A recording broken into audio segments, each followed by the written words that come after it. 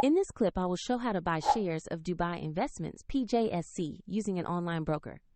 Dubai Investments is a diversified investor and developer active in real estate, manufacturing, and financial services. It trades on the Dubai Financial Market (DFM) under the ticker DIC.AE, and this is an educational guide, not financial advice. To trade, you need a brokerage account, and we'll use eToro as an example to demonstrate the process. After registering, you must verify your account with an identity document and add funds before placing a buy order. Use the platform search bar and type the ticker DIC.AE to locate Dubai Investments. Make sure you select the DFM listing to find the correct stock.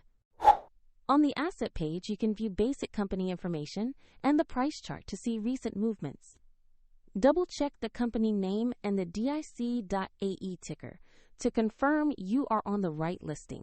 To invest, click the buy button, enter the amount you want to invest, then review order details such as size, fees, and execution type before confirming. If the market is closed, the order may be queued or executed at the next open, and the platform will prompt you to add funds if your balance is insufficient. Once executed, your position will appear in your portfolio where you can monitor it over time. For convenience, the link to eToro is provided in the video description.